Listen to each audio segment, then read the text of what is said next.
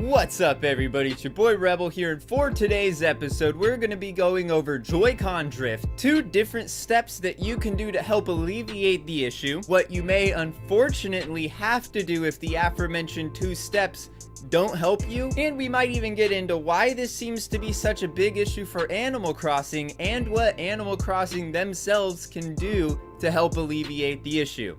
So let's get right into it.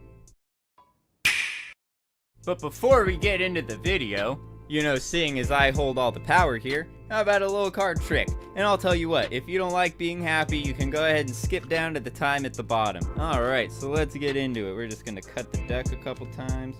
Bada bing, bada boom. And what we're going to do is we're just going to take this top card right off of the deck. And there you go. Right? So we're just going to take that top card and just put it right there in the middle of the deck. And how's that? And I know what you're thinking. Rebel, I know exactly how you did that. Well, that's great. Go ahead and keep that to yourself. Don't spoil it for anybody else. By the way, just so you know, my hands get really sweaty when I do card tricks like this, which means it's really easy to just rub the color of the card right onto my hand. Which, you know, it kind of sucks. It's a little annoying, but it means the colors are loose, you know, which means it's really easy to just get those colors right back onto the card. And let's get into the video. So, if you've got that Joy-Con drift, here are some tips that may help you to kind of get rid of that problem for a little bit of time. And if you are having this problem, these are some of the things you might be experiencing, trying to look up at the sky and then noticing that you're just gonna start kind of just doing one of these things, which could get kind of annoying if you're like trying to stargaze and you just start walking like that. It can also be pretty annoying if you are, in my example, trying to hit a rock and trying to, you know, hit the money rock. I guess I could do it somewhere where it's going to be visible. But you'd come in, start hitting the rock, and after a little bit, it would just kind of like do one of those while you weren't even touching the analog stick. Now, albeit, I am just faking this because it's not actually happening to me right now, thankfully. But those are some of the things you might notice, or trying to dig a flower, and as you're about to hit A, it just does one of those things on you, and you're like, it gets really annoying. So here is what we are going to do. You're going to go over to System Settings right down there. Hit that good old OK button, and you're going to scroll all the way down to Control. You can go all the way down to the bottom, 2 up, Controllers and Sensors, and you're going to go down pretty far, right to the middle to Calibrate Control Sticks. And when you do this, if you're having an issue walking, you're going to want to do this one. If you have an issue with your camera, doing a different zoom, you're going to want to use this one. So whatever one you're having the issue with, you're going to push in like the button, and then you're going to get this sorted as thing. And this, as you can see, I am getting good stuff right now. But there are times where my controller does not like being down, where I can't actually run it. It will only come down to about here, maybe, as opposed to all the way down at the bottom. You can just mess around with this and make sure that it is actually giving you issues, which if it is, and you notice that you push up and it does one of these long things to get back instead of jumping back instantly, that's when you know you're going to want to calibrate it. So it says right there at the bottom, hit X to calibrate. So we're going to hit X, and you get this thing. You're going to want to push to the right, release. You can even see it's like hanging to the right. You're going to want to push down and release. You can kind of see the dot hanging to the right. It's not perfectly in the middle like it is there. Gonna go to the left. It doesn't want to hit the full wall all the way. It's kind of weird. At least it's hanging out in the middle, sort of towards the right. And then you do the little spiral thing, and it says calibration complete. And then you could check to make sure if it is still doing it. If it is, and you notice you're still kind of getting that weird thing where you push up and it kind of like slowly takes its time to get back down, do it again. There are a few times where I did have to do this step more than once, usually just twice, but that's more than once. So if it doesn't work right away, feel free to try it a second time. That actually may help. And once again, what this is just going into System Settings all the way down to Controllers and Sensors, and then down towards Calibrate Control Sticks. And let's say it's this control stick, so you push that one in, and then boom. This will help you to figure out if your controller is having a drift based based on this little thing, which is pretty handy. So once you go ahead and do that, you can go back to your game and see if it's still happening, which in my case, it wasn't happening to begin with, but that usually does give me relief. I don't know. That normally does help. That normally does help. However, there have been times where I have had to do that mixed in with the next tip that I'm about to give you. And for that one, we're going to go back to somewhere where I might get a little better of a camera view. So let's hop back to the bookshelf right there, shall we? Okay, now that we've gotten the recalibration out of the way, this is the next step that you're going to want to do if recalibrating your controller does not help and you are still kind of getting that drift. What you're going to want to do is, if you look at the joystick, I'm going to make sure you're going to be able to see this. There is a little plastic dome encasing that goes over where the joystick meets, and you can actually just lift up that little tiny piece of rubber. And what that will do will be exposing the inside of the joystick. I don't know if you could see that there is actually a little bit of white in there. That is the plastic encasing that the mechanics of this are held into. So if your joystick is drifting, let's say left to right, you're going to want to hold it to the left and just lift up that little piece of plastic. You don't have to use a nice little tiny screwdriver like this. You can use a paper clip or your fingernail if it's long enough. I just cut mine, so not long enough. So what you're going to want to do is point it to the left, hold that up, and give a nice hearty blow in there. And then what you're going to want to do is go to the other side and do the same thing.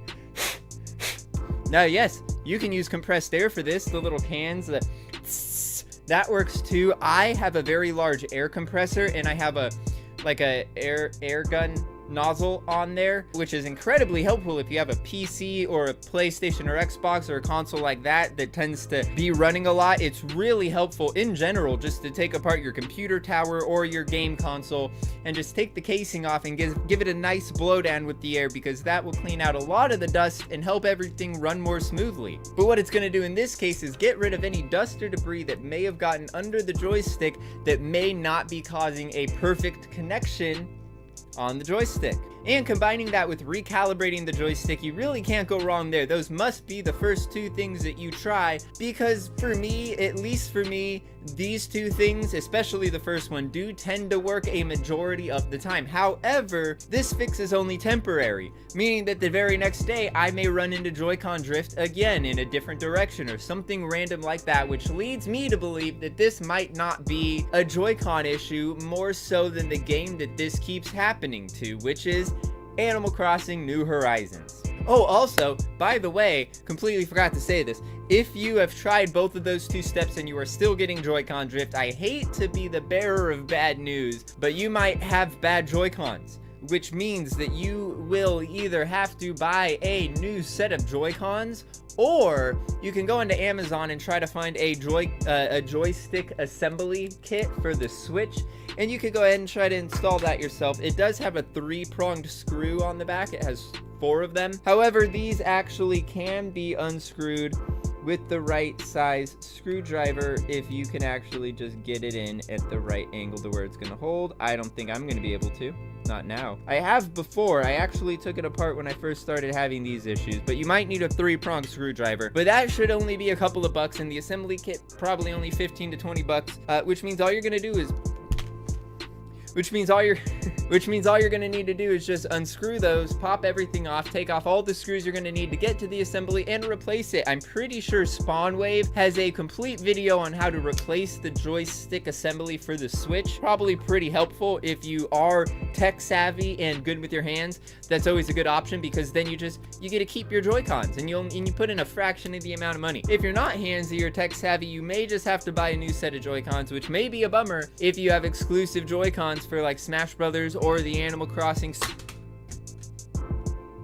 Dropping it probably doesn't help. So why do I have reason to believe that this might be an Animal Crossing caused issue? Well, the fact that a lot of people have bought new Switches, bought new Switch Minis, or really haven't played their Switch at all and are experiencing these problems, to add almost exclusively in Animal Crossing.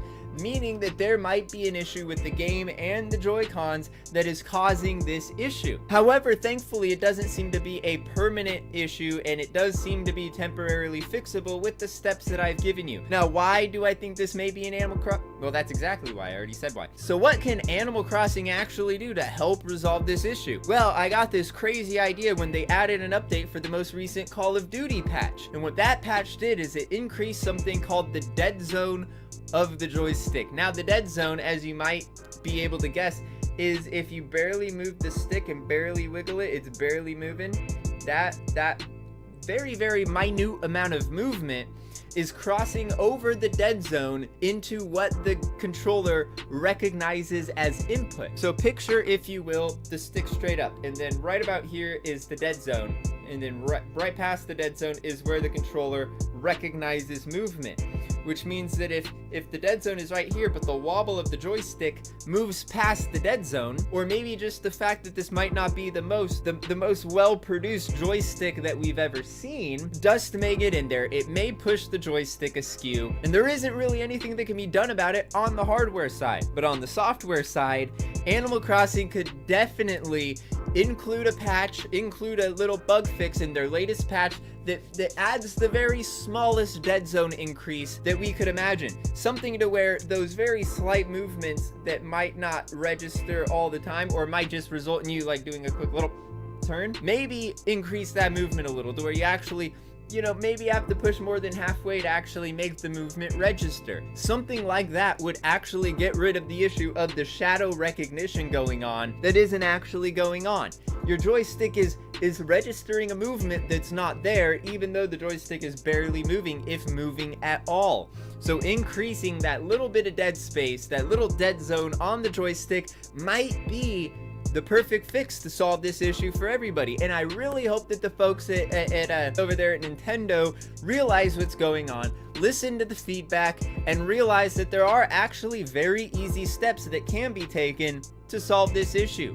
Besides that, or I guess until that happens, then we may just have to keep recalibrating our joysticks and doing the classic N64, but this time into the controller instead of the cartridge. And that's gonna wrap it up for this one. Thank you all for watching. Drop a like if any of these tips helped you and got rid of your Joy-Con drift, even if it was just temporarily. If it did help to resolve the issue, smash that like button, share with anybody else you know running into these same problems playing Animal Crossing. Drop a like if you like that little card trick at the beginning. Quarantine, right? Go ahead and, well, I just said smash the like button, hit that sub button, gently click that notification bell, all of that other wonderful, good, amazing stuff. I hope your Joy-Con drift is resolved. I really do, because I don't want anyone to have to buy a new controller over this. And until next time, goodbye.